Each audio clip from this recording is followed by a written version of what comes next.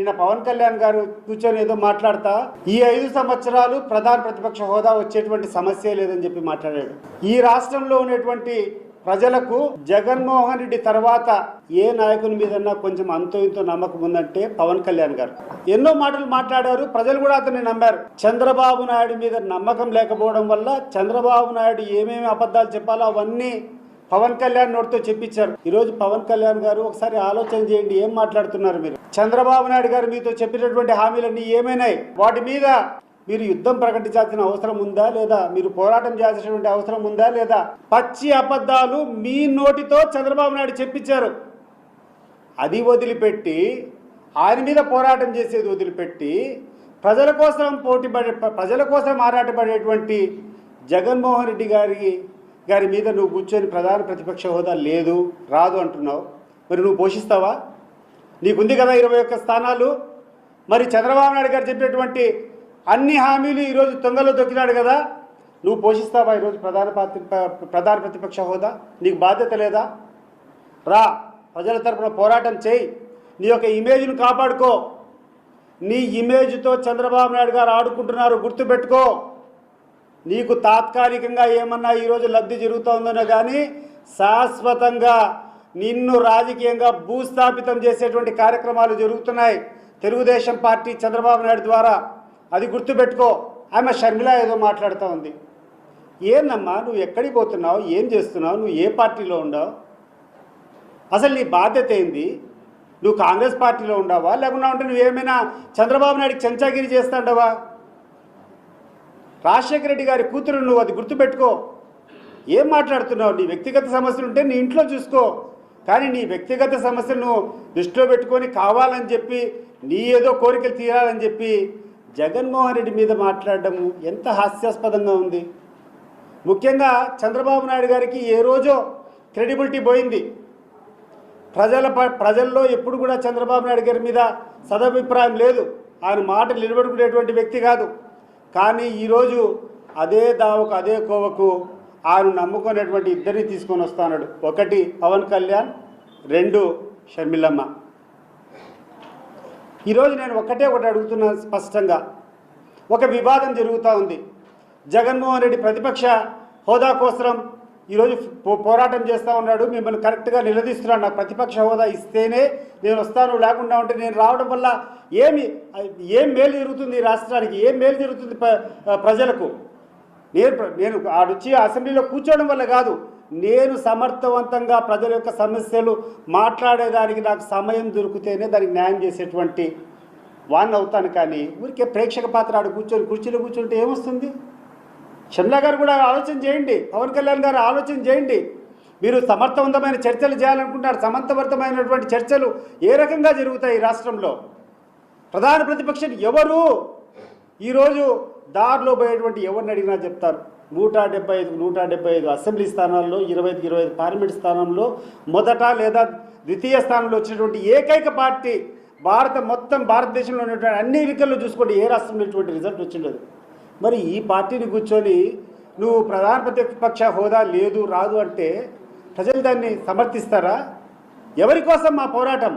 ఎవరి కోసం జగన్మోహన్ రెడ్డి గారి పోరాటం? ప్రజల కోసం కాదా? ప్రజలు పడేటువంటి ఇబ్బందుల్ని ఎండగట్టడం కోసం కాదా? ప్రజల సమస్యలను తీర్చడానికి కోసం, ప్రభుత్వం పైన ఒత్తిడి తీసుకొని వచ్చేదానికోసం కాదా మేము పడేది ఈ తాపత్రయం? దీన్ని పక్కన పెట్టుకొని కొంతమంది బ్రోకర్లు మాట్లాడుతున్నారు. సభ్యత్వం పోతుందంట. ఏందయ్యా సభ్యత్వం పోయేది? నాకు అర్థం కావడం లేదు.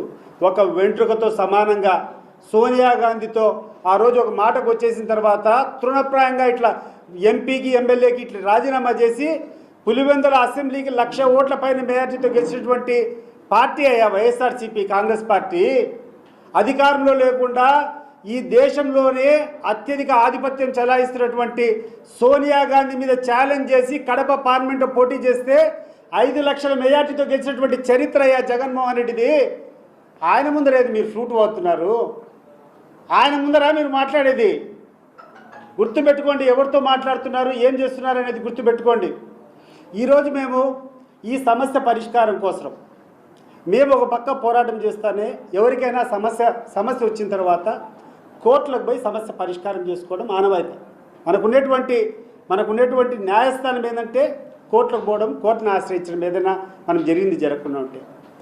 జగన్మోహన్ రెడ్డి గారు కోర్టుకు పోయినారు, మాకు ప్రధాన ప్రతిపక్షం ఇవ్వాలని చెప్పి.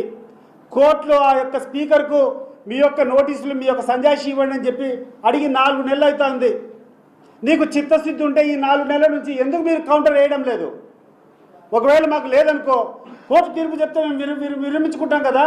మరి కోర్టుకు ఎందుకు గాను మీరు ఇంతవరకు మీరు ఆ నోటీసు స్పందించడం లేదు? ఎందుకు కోర్టుకు మీరు అఫిడవిట్ వేయడం లేదని చెప్పి నేను అడుగుతున్నాను. మీ బాధ్యత కదా. ఈరోజు జగన్మోహన్ రెడ్డి గారికి ప్రధాన ప్రతిపక్ష హోదా ఇవ్వకుండా పోవడం వల్ల జరిగేటువంటి నష్టం ఈ రాష్ట్ర ప్రజలకు మేలు జరగాలంటే, ఈ యొక్క పార్లమెంటరీ వ్యవస్థ కరెక్ట్గా జరగాలంటే అధికార పక్షం ఎంత ముఖ్యమో ప్రతిపక్షం కూడా సమానంగా ముఖ్యము. అధికార పక్షానికి సరైనటువంటి భయము, సరైనటువంటి చెక్స్ అండ్ మెజర్స్ ఉండాలంటే పార్లమెంటరీ వ్యవస్థలో ఒక క్యాబినెట్ హోదాకు సమానంగా ప్రతిపక్ష హోదాను పెట్టారంటే అందరిది బాధ్యత, ఇది ఒక్కరిది కాదు. ఇప్పటికైనా గుర్తు తెచ్చుకోండి, మీ యొక్క చాదస్తాలు వదిలిపెట్టండి. జగన్మోహన్ రెడ్డి గారి క్రేజ్ గురించి మీరు మాట్లాడేటువంటి పరిస్థితి కాదు. నువ్వేదో కూర్చొని ఒక అసెంబ్లీ అంటున్నావు, ఒక అసెంబ్లీ కాదు. సాక్షాత్తు మీ ఉప ముఖ్యమంత్రి రుయా హాస్పిటల్లో జగన్మోహన్ రెడ్డి గారు వస్తే ఏ రకంగా ఆ రోజు ప్రవర్తించాడో ఒకసారి చూసుకోండి. వీడియో క్లిప్పింగ్స్ మీకు అర్థమవుతుంది. జగన్మోహన్ రెడ్డి చరిష్మా ఏందో, జగన్మోహన్ రెడ్డి సామర్థ్యం ఏందో, జగన్మోహన్ రెడ్డికి ఉన్నటువంటి ప్రజాదరణ ఏందో మీరు క్లిప్పింగ్స్ చూసుకోండి. నిన్న గుంటూరు జిల్లాలో మిర్చి రైతులకు అన్యాయం జరుగుతుందని ఆ రైతులను పరామర్శించకపోతే అక్కడికి వచ్చేటువంటి జన ప్రభంజనం చెప్తుంది జగన్మోహన్ రెడ్డి గారి చరిష్మా. మన వల్లభనేని వంశీ జైల్లో ఉంటే పరామర్శించడానికి పోతే అక్కడికి వచ్చినటువంటి జన ప్రభంజనం చెప్తుంది జగన్మోహన్ రెడ్డి గారికి ఉన్నటువంటి ప్రజాదరణ. మారుమూల జిల్లా శ్రీకాకుళం జిల్లాలో ఒక ఎమ్మెల్సీ వాళ్ళ బంధువులు చనిపోతే జగన్మోహన్ రెడ్డి గారిని మరి పరామర్శించినప్పుడు అక్కడికి వచ్చినటువంటి జన ప్రభంజనం చెప్తుంది జగన్మోహన్ రెడ్డి యొక్క చరిష్మా. అనవసరమైనటువంటి మాటలు మాట్లాడద్దండి. భద్రం మీకు చెప్తున్నాం, మీరు ప్రజల ఆగ్రహంతో కొట్టుకొని పోయే రోజులు దగ్గరికి వచ్చినాయి. ఇప్పటికైనా మేలుకోండి, ఇప్పటికైనా ప్రజాస్వామ్య స్ఫూర్తిని మీరు నింపండి. ప్రజల యొక్క సమస్యలు, నిలదీసేటువంటి హక్కులు ఇవన్నీ ప్రతిపక్షది. నేను అడుగుతున్నాను ఇప్పుడే, ఈ దేశంలో ఎక్కడైనా 175కు ఉన్నటువంటి 100% అసెంబ్లీ, 100% పార్లమెంట్ సీట్స్లో ఫస్ట్ లేదా సెకండ్ వచ్చినటువంటి చరిత్ర ఏ పార్టీకైనా ఉందే? ఒక వైఎస్ఆర్ కాంగ్రెస్ పార్టీకి తప్ప. మరి వైఎస్ఆర్ కాంగ్రెస్ పార్టీ కాకుండా ప్రధాన ప్రతిపక్షం ఏమవుతుంది? లేదు, మేము లేదనుకుంటాం. నువ్వు ముందరికి రా పవన్ కళ్యాణ్, నువ్వు ముందరికి రా, నువ్వు చేయి పోరాటం. మరి నీతో చెప్పించినటువంటి అబద్ధాలు, మీ చంద్రబాబు నాయుడు గారు చెప్పించినటువంటి అబద్ధాలు, వీటి మీద నువ్వు తీసుకో ప్రధాన భూమిక, ప్రధాన పాత్ర నువ్వు పోషించు. అది వదిలిపెట్టి ఏమనుకుంటున్నారు ఈరోజు ఎక్కడి పోయినా చాలా చీప్గా అనుకుంటున్నారు. పవన్ కళ్యాణ్ గారు మీరంటే మాకు కూడా కొంచెం అభిమానమే. మా జగన్మోహన్ రెడ్డి గారి తర్వాత ఈ రాష్ట్రంలో కొంచెం ఏదైనా కొన్ని విలువలు ఉన్నాయంటే నీ మీద నేను అనుకోని ఉన్నాను ఇన్ని రోజుల వరకు. కానీ ఈరోజు మీరు చేస్తున్నటువంటి ప్రవర్తన చూస్తూ ఉంటే ప్రజలు అనేక రకాలుగా కామెంట్ చేస్తున్నారు నీ గురించి. మేలుకో, నువ్వు మేలుకోకుంటే చంద్రబాబు నాయుడు గారు నిన్ను భూస్థాపితం చేయడం గ్యారంటీ, గుర్తుపెట్టుకో.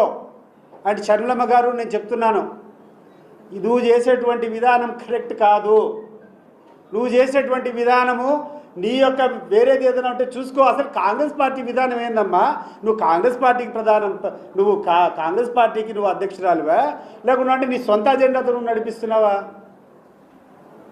నువ్వు చేయాల్సిన పోరాటము కాంగ్రెస్ పార్టీకి వ్యతిరేకమైనటువంటి పార్టీలపైన పోరాటం చేయాలని, కానీ నీ వ్యక్తిగత అజెండాను పెట్టుకొని మీ అన్న మీద దాడి చేయడం ఏం తల్లి? ఇప్పటికైనా మేల్కోమ్మా.